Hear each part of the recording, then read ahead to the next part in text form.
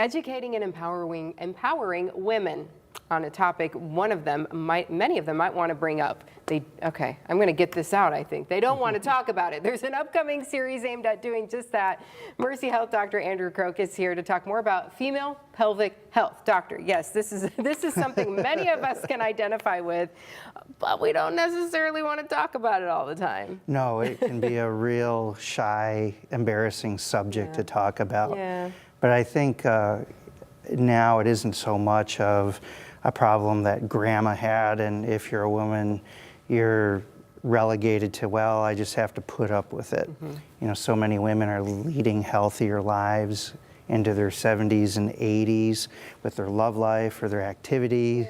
So, you know, a lot of pickleball players down the street here, for example, they don't want to have these problems when they're active. Right. So a lot of jumping, a lot, you know, all that, dancing, all those things. traveling, yes. So, you know, life-wise, about 18% of women will experience, you know, pelvic organ prolapse, which is a falling down of the pelvic organs after childbirth. We always kid around and say to the children of our patients, take your mom out for Mother's Day after what you did to her pelvic floor. But, you know, I think it's important for women to be proactive in their pelvic health. Yeah, because there are things that they could do to improve that quality of life. They don't have to, they could play pickleball with ease, or, you know, do things with their kids. Absolutely. Those types of things. So you have a seminar coming up that people can attend and learn a little bit more about what's available, and even, you know, some symptoms and things to look out for, right? Right. One of the great ways our practice pays it forward is we often do a lot of community outreach, and it's really great to get back into that now. And we have an event tomorrow at the Way Library in Perrysburg from 6:30 to 7:30, talking about pelvic organ prolapse and female urinary incontinence. Urinary incontinence can affect up to 50 to 60% of women as they get into their 5th and 6th decades of life.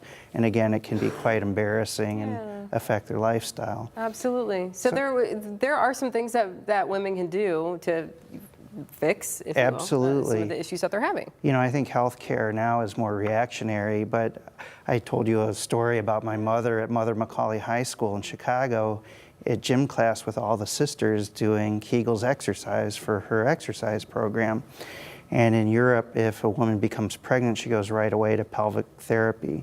So I think we really are trying to instill and change that paradigm here with the program that we offer. We have 4 excellent pelvic therapists.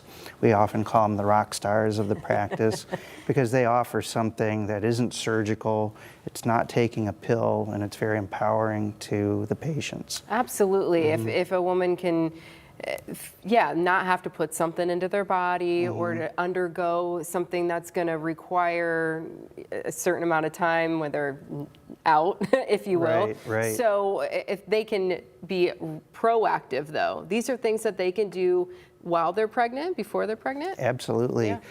Even teenage female athletes, one of our pelvic therapists will call it the spirit squirts, so to speak. You know, women can have incontinence as young as 13. So if we can strengthen their pelvic floor and teach them good habits, that's going to carry on as they age to become mothers and grandmothers. Yeah, but you know, for some women who said, I wasn't proactive, now I need to be reactive. There's reconstruction, there are things that people can do. I think, you know, patients are so educated nowadays, and they really come to their consultations knowing their homework. And, you know, we always use good information, scientifically proven information, while still maintaining that art of medicine and surgery. We use good data from societies like the American Urogyne Society or the Society of Gynecologic Surgeons to offer really tried and true medicinal therapies, neuromodulative therapies for leakage. That's basically a pacemaker for the bladder. Bulking injections, think of getting your wrinkles plumped up, except it's in your urethra. Wow. And also really long-lasting and robust pelvic reconstruction that can be safe and effective, even with the use of very safe meshes nowadays.